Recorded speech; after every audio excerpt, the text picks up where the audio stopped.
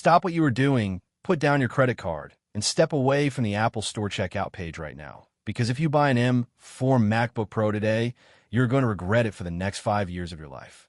We are talking about a mistake that will cost you thousands of dollars and leave you with an outdated machine literally days from now. I know we were all expecting a drop today. I know the disappointment is real. We sat there refreshing the page, waiting for the press release, credit cards in hand, and Apple gave us absolutely nothing but silence. I get it. I feel it too. And I have to apologize because I was the one telling you it was happening today. I put my reputation on the line, and I missed the exact hour. But here is the thing. Just because the date was slightly off doesn't mean the machine isn't sitting in a warehouse right now waiting to be unleashed. In fact, this delay is actually the biggest confirmation we have ever received. I've spent the last 12 hours obsessively digging through supply chain logs, talking to contacts in the accessory industry, and analyzing the code of Apple's own software, and what I found is honestly shocking.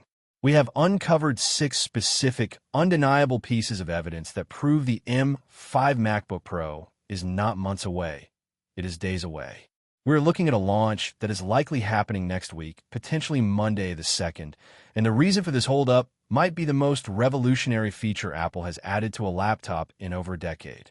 You need to understand the gravity of the situation because Apple does not just accidentally miss a launch window.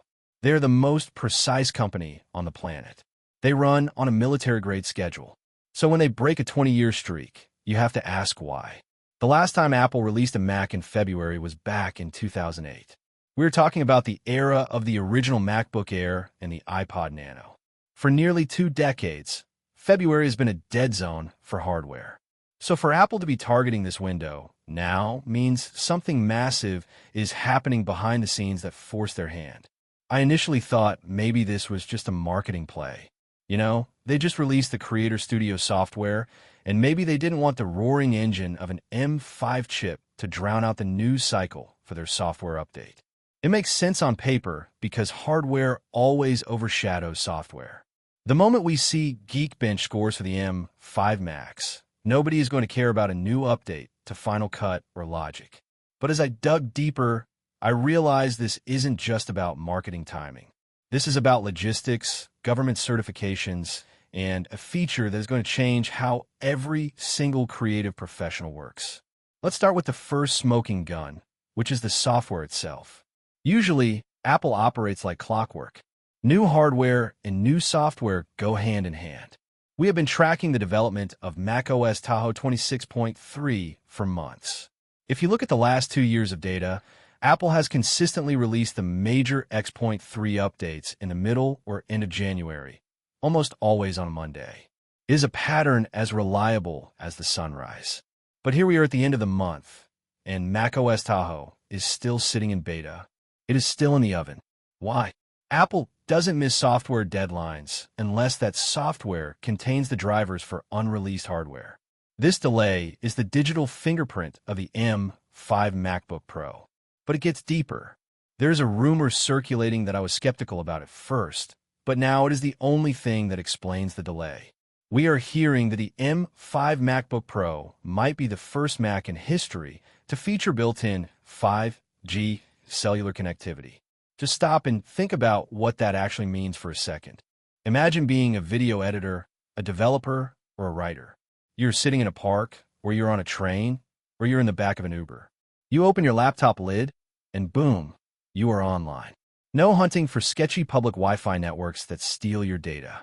No fumbling with your iPhone to turn on a hotspot that drains your battery in 30 minutes and turns your phone into a literal heat brick. You just have instant, blazing fast 5G internet directly in your MacBook. It sounds like such a small convenience, but for a pro user, this is the holy grail. We have had this on the iPad for years, and we have always wondered why the ultimate portable machine, the MacBook, was left in the dark. The engineering ants is that cellular antennas are incredibly difficult to place inside a solid block of aluminum without ruining the signal or the design aesthetic. But if the rumors are true, Apple has finally cracked the code with the M5 chassis. However, adding 5G brings in a massive new variable: the government. You have to deal with the FCC in the US, regulators in Europe, and communication commissions in Asia. A single hiccup in the certification paperwork, a single frequency band that needs a little more testing, or a delay in government approval can push a product launch back by a week or two instantly. The FCC is not known for being fast. This perfectly explains why we are seeing this strange, uncharacteristic delay from Apple. They're likely waiting for the final rubber stamp on the 5G modem before they can legally sell the device. But the evidence doesn't stop at government bureaucracy. The second massive red flag, and this is the one that should make you cancel your order immediately, is the shipping times on the Apple Store. This is the classic leak that never fails. If you go to Apple's website right now and try to configure a high-end M4 Pro or M4 Max MacBook Pro, specifically if you try to upgrade the RAM or get a larger SSD, the shipping dates are absolutely terrible. We are seeing delivery estimates slipping all the way into March. Now, compare that to the base models. The entry-level M4 units are sitting there, ready to ship tomorrow. This is not a supply shortage. This is a controlled demolition of inventory. Apple operates on a just-in-time manufacturing philosophy. Tim Cook built his entire career and reputation on the idea that inventory is evil. You do not want millions of dollars of laptop parts sitting in a warehouse gathering dust. You want them to arrive at the factory the moment they are needed. So, when you see the high-end configurations suddenly become unavailable, it is a deliberate move. It means the factory lines in China have stopped producing the M4 logic boards. They have retooled the machines. They are currently printing M5 boards. The channel is drying up on purpose. If you order an M4 Max today and Apple tells you to wait until March, they're basically laughing at you. They're telling you to wait for the M5 without actually saying the words. They know that by the time March comes around, the M5 will be out, and they will likely just email you to upgrade your order or cancel it. It is a subtle signal, but for those of us who watch the store data like hawks, it is as good as a press release. The emptiness on the store shelf screams that the new inventory is sitting on a pallet somewhere, shrink-wrapped and ready for the green light. They're just clearing out the last of the old stock so they don't have to discount it later. Then we have the third piece of evidence, which comes from the people who know Apple's dimensions better than anyone else, the accessory makers. As a creator, I work with a lot of brands that make USB-C docks, protective sleeves, and hardshell cases. These companies live and die by Apple's release schedule. They plan their entire yearly budget around these launches. Recently, multiple brands have reached out to me for sponsorship integrations specifically centered around the M5 Pro and M5 Max. They have already sent me the products. I have cases sitting in my studio right now that are designed for the M5. Do you think they spent millions of dollars on molds and manufacturing? Just a guess. No. They have signed strict non-disclosure agreements. They have seen the schematics. They know the dimensions down to the millimeter. When these marketing teams start booking ad slots on YouTube channels for early February, it is because Apple told them to get ready. They're not doing this for fun. They're doing it because the product is imminent. I even saw a comment on my last video from a photographer who claimed he was testing a pre-production unit. Now, usually I ignore internet comments, but this one was different.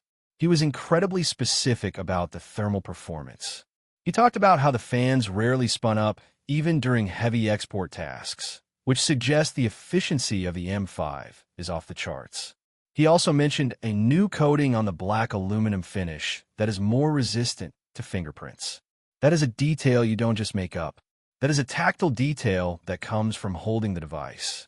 It aligns perfectly with what we are hearing from the supply chain ABO. A new anodization process. It's these little whispers that turn into a roar when you put them all together. Now, you might be asking, why February? Why not just wait until March? That brings us to the fourth point, the cannibalization of the MacBook Air. Every major leaker, including Mark Gurman, is pointing to a March launch for the M5 MacBook Air. This makes total sense historically, but Apple has a very strict hierarchy. They almost always release the Pro chips before the Air chips. It is a deliberate dance of dollars and cents. They want the high-end users, the people willing to drop $3,000 or $4,000, to buy the M5 Pro first. If they released the M5 Air at the same time or before, a lot of people would look at the performance, realize the Air is good enough, and buy the $1,100 machine instead of the $3,000 machine. Apple would lose out on that sweet pro-level margin. To keep the product ladder intact, the M5 MacBook Pro has to arrive in February to clear the way for the March Air event. The Pro machine must establish the performance ceiling first. It sets the standard. It shows the world what the M5 architecture can do when it has active cooling fans and unlimited power delivery. Then, a month later, they drop the Air for the masses.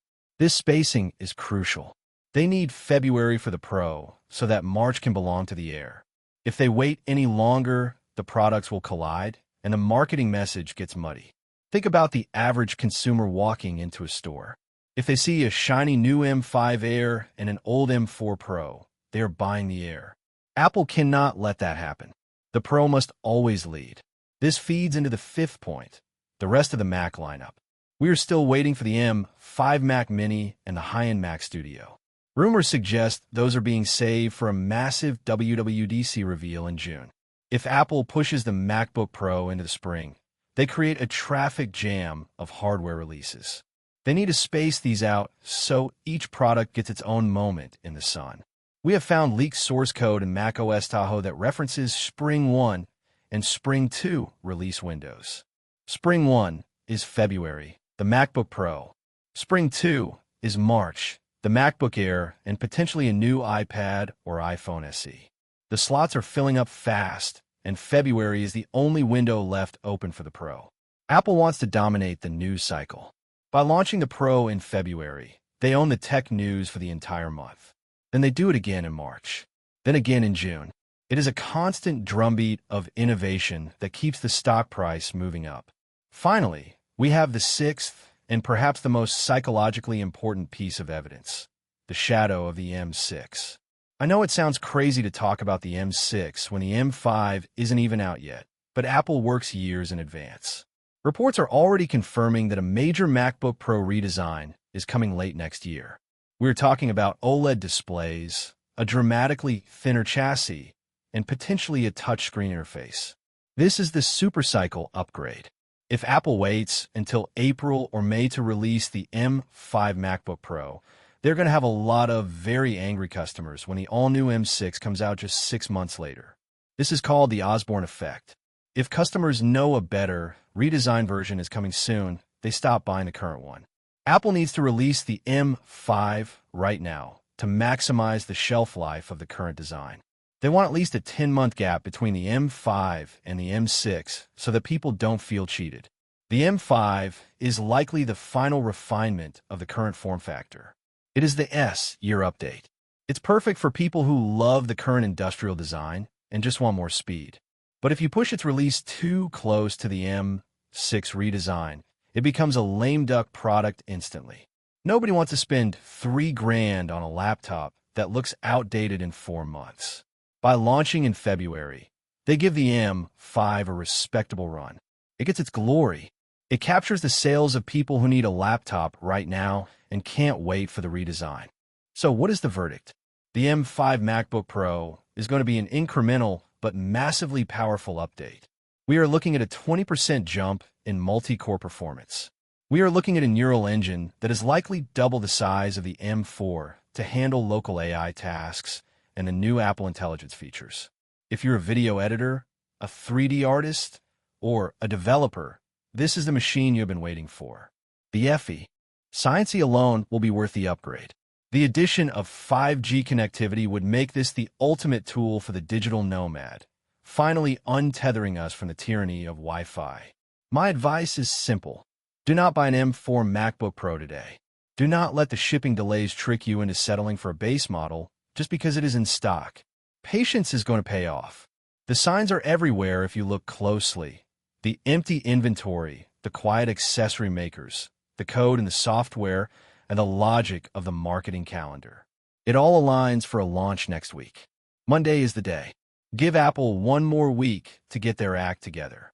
If I am wrong again, I will shave my head, I don't care. But I truly believe the evidence is too strong to ignore. This laptop is going to redefine what we expect from mobile workstations. It is faster, smarter, and potentially more connected than anything we have ever seen.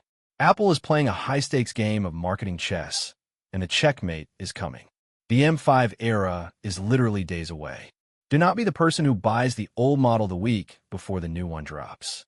Hold on to your wallet. Wait for the press release. And if you want to be the first to know the second the Apple Store goes down for the update, make sure you're locked in here. If you liked the video, subscribe, share the video, and hit the bell icon so you don't miss the notification when the M5 finally arrives. See you in the next one.